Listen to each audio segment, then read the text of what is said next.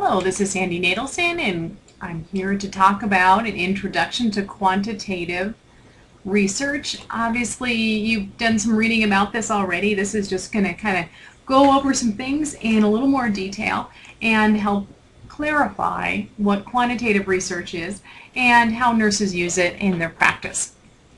The learning objectives for today is to discuss concepts relative to quantitative research design, to identify threats to internal and external validity, distinguish between different types of quantitative design, and to describe the strengths and weaknesses of different designs. Our goal in doing this is that by the end of the class, maybe even today, I think that's a little wishful thinking, that you will go from being, I don't understand this, I don't want to even think about it, to, hey, I can do this, this is good, I understand it. In terms of research, you'll hear a lot of people talk about research design and how they plan and then implement the study. And it in a way is a blueprint, or you might think about a roadmap in which direction people will be going and how they're planning on getting there. The purpose of a research design is that you provide a way to answer the research questions or the hypothesis and maximize control over factors. When we're talking about quantitative research, control is very, very important. Other issues that are important are dependent variables and outcomes.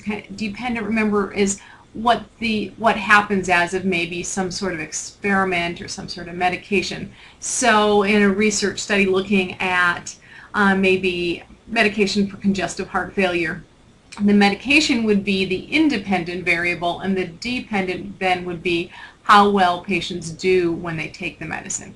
Do they do better or do they do worse?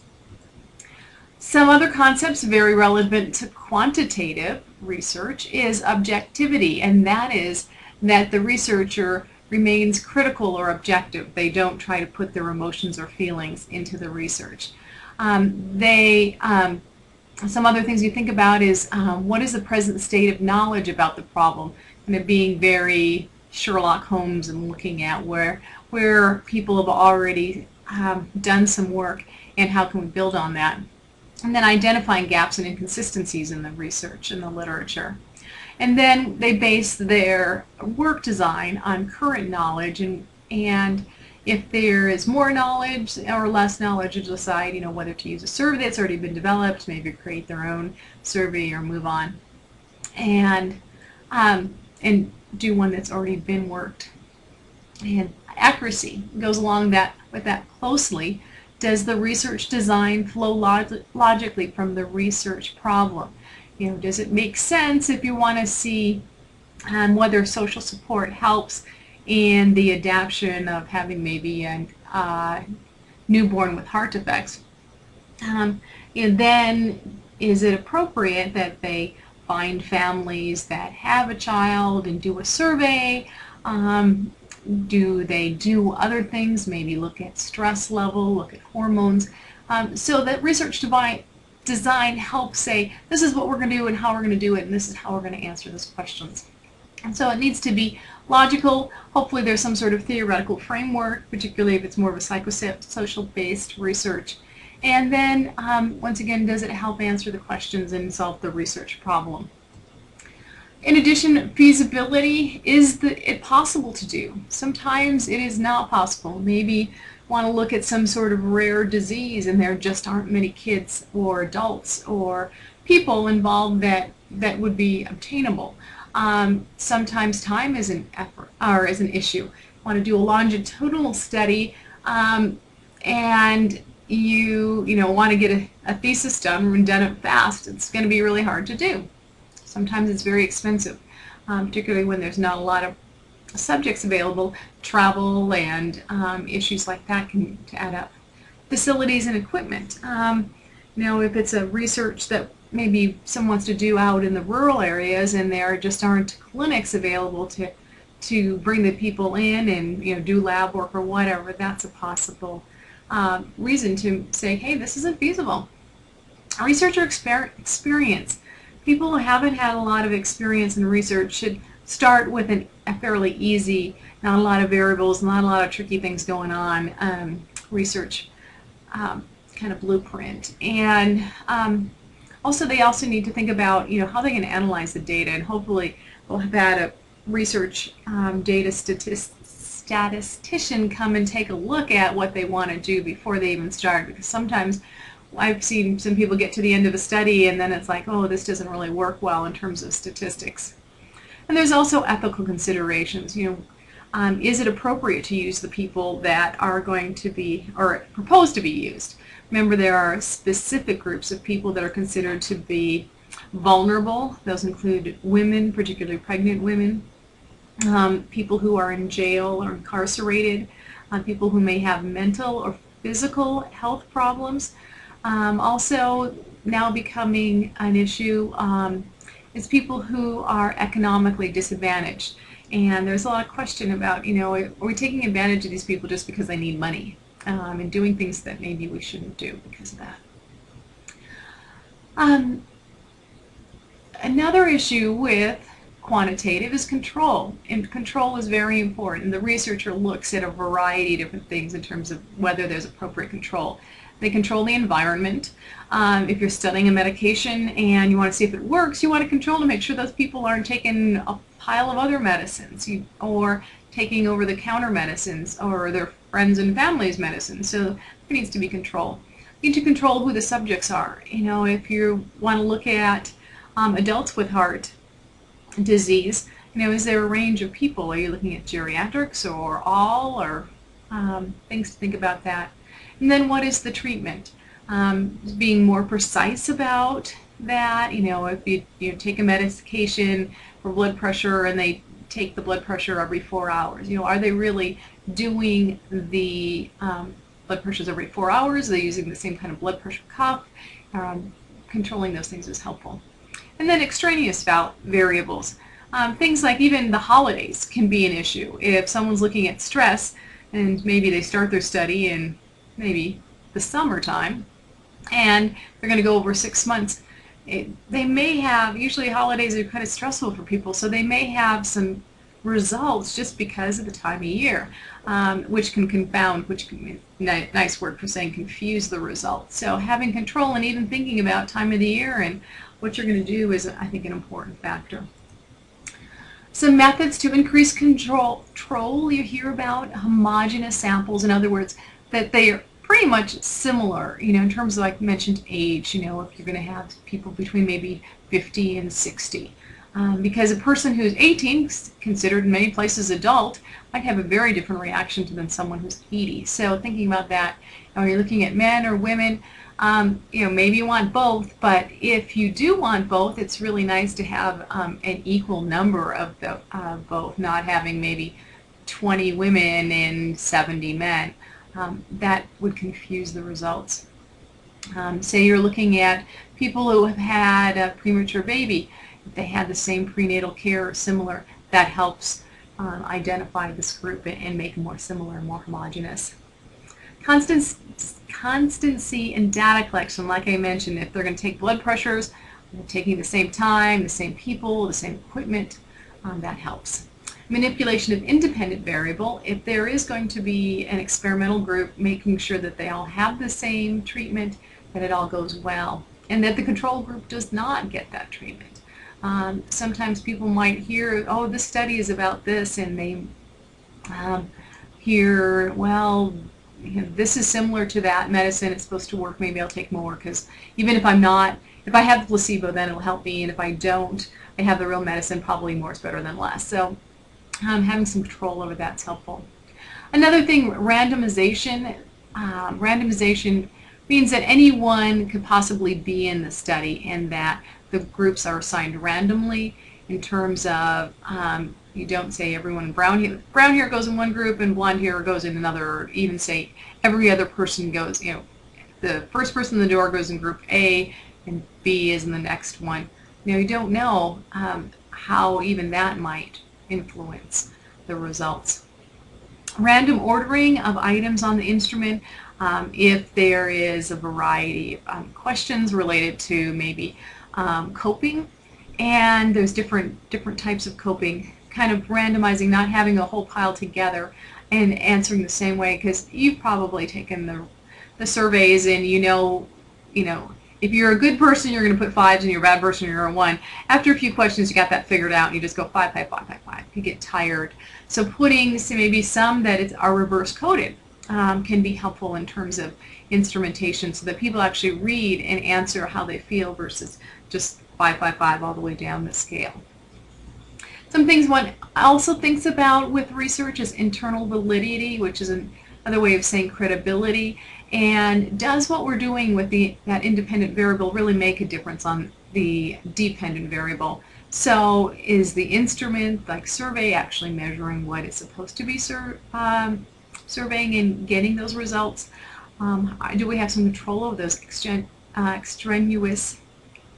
I think it's in there, right, variables, extraneous, there we go. And then statistically significant, are we doing the right statistics, and do they actually show that there is something of importance going on here? You'll hear people talk also about internal validity, external validity, and which is another word for fitness, and how representative is the sample and how generalizable are the study results. So is this a sample like everyone, in the United States, or is it a special group? If you go up to, let's say, someone does some results or does a study in a small town in Minnesota, people who live in Minnesota are really, really different than maybe people who live in a small town by the border of Mexico. So that might influence the generalizability of the results. And then are the methods replicable by other researchers? If someone does this again, can they first of all figure out what the first person did, and can they follow that and get the same results?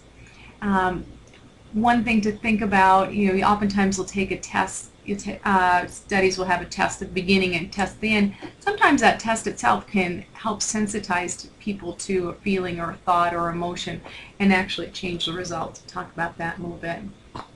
So threats to internal validity, history, things that change over time. For example, maybe someone has started on a study looking at diet and vascular disease, and then some famous person has a vascular disease, and a lot of things come out in the news. This is what you need to do. This is now, what's going on, and change the person because of the information and what's going on with them. So that can occur. Also, maturation, people change over time. If you were looking at kids and how they adapt to stress, if you start studying them at age 2, how they're going to react at age 3 is different, just because they've matured and they've changed. Testing, sometimes just being in a study can make a difference. Maybe a lot of questions on caring, and then the person saying, starts thinking, how caring am I? And when they take that survey a couple of months maybe later, maybe their feelings about caring might have changed, just because thinking about, I'm in this caring study, and how caring am I? The instrument also can make a difference. Sometimes they don't really score what they're supposed to be scoring, or people may not understand what they're asking for. Sometimes questions can be confusing, particularly if they're written above the reading level of the participants. Mortality doesn't mean people necessarily die, but they could drop out of the study. But sometimes death was an issue too. Another thing, selection bias. Many times if there's a study and they're looking for volunteers, the people who volunteer are a little bit different than the everyday person. Maybe they're older people who are retired, or people out of work that don't have anything else to do. So that might be an issue. Threats to external validity can include selection effects. So the response of whether people might be too small of a group, or some sort of variable, like I said, maybe they're from a particular ethnic group, like up in Minnesota there's lots of people from Norway and Sweden, versus down in Texas or even Arizona, much more Hispanic people. Reactive effects. Sometimes, once again, being studied can be an influence in itself, and there's a thing called the Hawthorne effect. and they were looking at lighting in a factory, and this was years ago, and found that just because people were being studied, they felt differently and acted differently, so that can be an issue. Measurement effects, is the tool or whatever sensitive? Maybe a medication does influence something, but say like blood pressure, but maybe it's not enough that the blood pressure cuffs that the person's using shows that, or maybe it influences something else about the person, but the tools that they're using to collect that data just aren't good.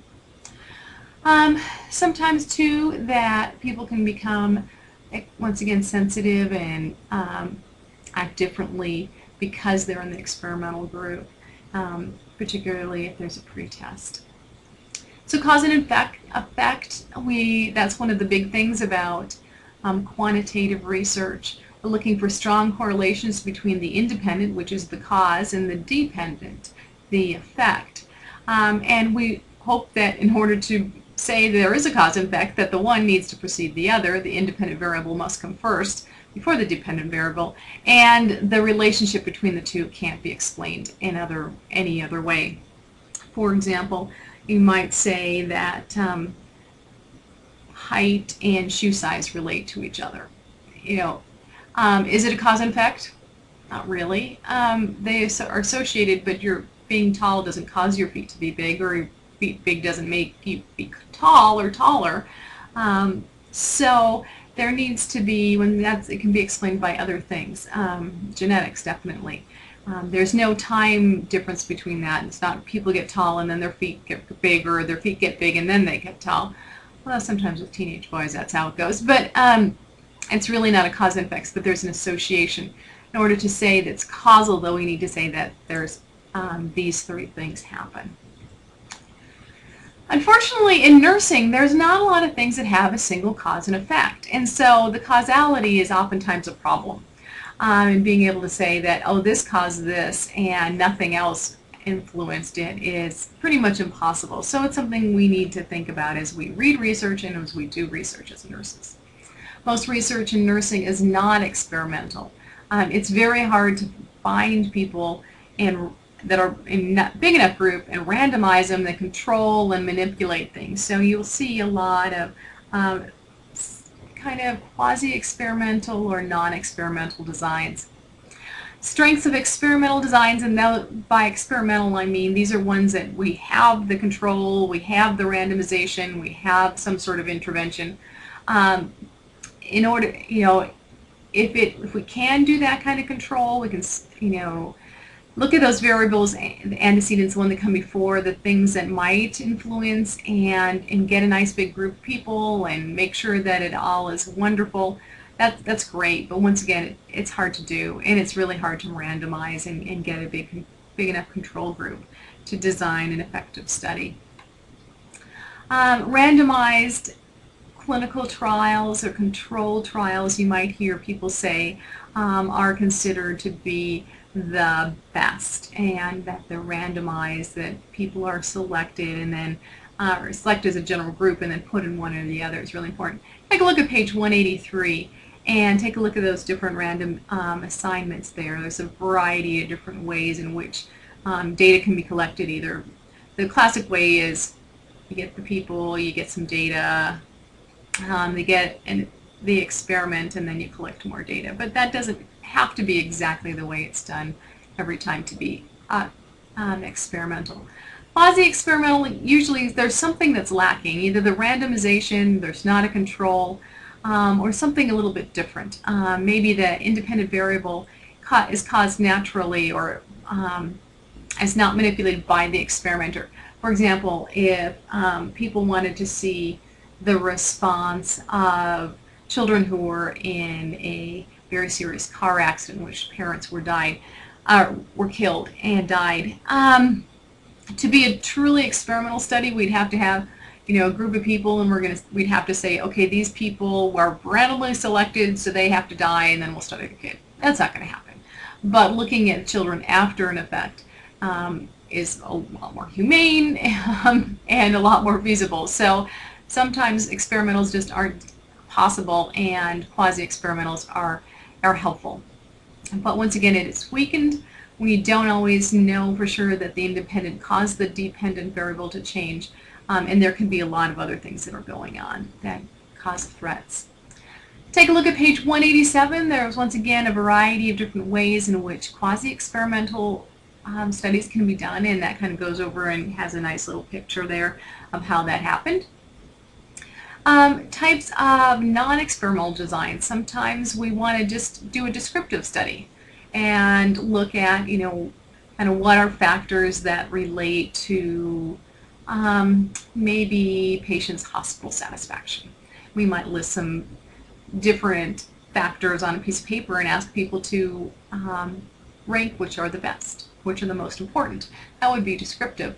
Exploratory, tell me about a little more almost towards the qualitative part, but just finding information, what was most important to you. There might be some comparative too, through a survey, see what's most important between this group and that group. There are relationships and differences in studies that we can use in non-experimental design. Once again, correlational. Do these go together? And also developmental, how do people change over time? Non-experimental, there can be a variety of different types in which we explore what's going on, check out, what these events are like for people, look for relationships. Usually the independent variable is naturally occurring, or they may not be one at all. Just might be looking at one single factor. Concept of control is still relevant. Still want to do measurement. It's very helpful to have a theoretical framework even with the non-experimental. And once again, having a research question or hypothesis, having a problem identified is very important. In a non-experimental, you can have, like I said, descriptive, you can have exploratory and comparative. Those are different designs, work well with surveys, and the idea is to collect information and use the data to develop additional work and strengthen the research base. Examples of studies that are survey-based or descriptive. There might be a survey of APNs, advanced practice nurses, so like nurse practitioners, about their practices in counseling patients on physical activity. Exploratory is surveying APNs who practice in an ER and explore the activities and the procedures they perform. And then in comparative, you might give a survey to patients who've had coronary artery bypass graft and examine the length of their stay, and then look at whether those who walked earlier did better than those that walked later, and did that influence their length of stay. Types of non-experimental designs, looking at relationships and differences of studies. You can do a correlational, once again, a developmental. And the purpose is to trace the relationships and differences between variables and to provide a deeper insight into the phenomena. Once again, you can still get some information, but cause and effect is pretty much impossible to do. Example of relationships and difference studies. Correlational studies examine the relationship between two and more variables, and you can see if there's a direction in the strength of the relationship and test a hypothesis. Example is relationships between family stress, coping, social support, perceptions of stress, and family adaptation during pre-transplant evaluation. So you can see, is there a relationship between the family stress and their adaptation and those other variables too? And is it a strong relationship or not so strong? We can't say that the one caused the other, but we can say that there's a relationship there. For developmental studies, you're looking at the changes over time. There might be a cross-sectional, which means at one point we collect data and we might look at, for example, maybe homeless women and the differences, different types of social support that homeless women have. Longitudinal studies collect data from the same group at different points in time, and that might be looking at maybe HIV patients and self-esteem and see, does it change, does it improve over time? And then we can also look retrospectively, and so we look back and see, is there something that influenced what was going on? For example, might look at some charts of children who suffered dog bites and see if there was any particular characteristics of the injuries. So once again, kind of looking back, what happened in terms of that. We're not making these children experience a dog bite. That would be inhumane and impossible to ever get approved, and who would want to? But so it lacks a lot of control in terms of which kids got bit or not, but at least we can look back in the records. And a lot of times with that kind of research, the research will say, I'm going to collect all children who were bit and were treated in this hospital over 1 year's time, or something like that. So they can get a decent size sample pool and take a look at those dog bites and find out what are the similarities and the characteristics of those injuries. Issues with non-experimental research, once again, the control and feasibility. It's hard to say for sure, what happened in the past. We don't have any control on it. But in some ways, they may be a little bit more feasible to do than in a true experiment, particularly when looking like children and dog bites. Cause and effect, really can't draw a conclusion. We might say statistically, and there's a variety of statistics, that's causal modeling, analysis, covariance, structured equation modeling, are different types of research methods that can be done to show a relationship between different variables. But once again, they can't say for absolutely sure one caused it, but they can say these have been shown to have statistical significance in a relationship. Other types of quantitative research that can be done is methodological research, and what that is some people, their whole life is developing instruments like scales and surveys. And it is an art, and it takes a lot of statistics to do it well, and a lot of redoing it. Some people can spend years and years developing a good tool. And they'll publish on it too, and write about the tool and how they went about developing it. You'll also hear systematic reviews. There might be, maybe a rare disease that someone wants to look at and do a review of literature, and they might publish that. A meta-analysis is usually a little larger review of literature. Oftentimes people will say, like, I'm going to look over the last 5 years and find all the articles related to, let's say, coping and social support among adults with multiple sclerosis, and then pull up all the articles related to that. Well, then they might cut down a little bit. Okay, adults, we're going to say, are people 35 to 55. And then pull those out, and then start looking at those and compare, what do they say, how do they suggest people might cope, are there commonalities between those, are there conflictions in the results. Another thing that can be done in terms of quantitative research is secondary analysis. Sometimes it's helpful to look at some data that some people have already collected and not start all over again, but maybe for example, someone might have collected some information on school success for children who had ADHD. And might have quite a few different records, and then someone else might come around and say, well, I'm really interested in ADHD, but I'm also interested in diet and nutrition, and these records have information on diet and nutrition. The first research might have looked at scholastic success, and then the second might look at what are the nutritional issues related to ADHD. So the person may not have actually collected the data themselves, may not be involved, but still use that data, and that is legitimate. Still needs to go through IRB and get approval to make sure that IRB is okay with that. And it is ethical study, but many people do use secondary data, and it saves a lot of time and energy.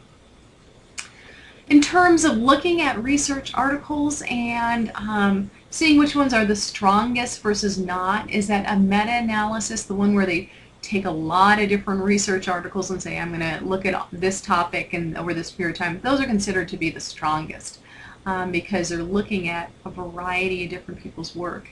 Experimental studies, the ones that have a control group and have the all that rigor, that would be next. Then the quasi-experimental, that's like one of those three is gone, is next. The non-experimental are going to be considered less strong than the other three.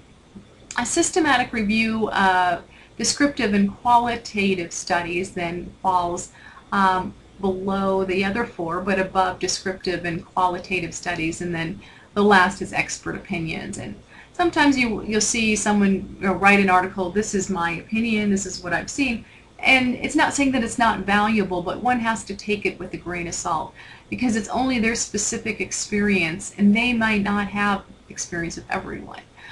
Maybe they work at an inner city hospital and they were looking at kids that had cystic fibrosis. Might be very different than kids that live in the suburbs with cystic fibrosis, particularly with pollution and health issues related to inner city life. So something to think about. Who wrote it? Why did they write it? What did they do to get that information? It's all really important in terms of deciding what you're going to use or not in your practice. I believe that is it for this lecture and this week, and I hope you're doing well, and I'll be talking with you later. Bye now.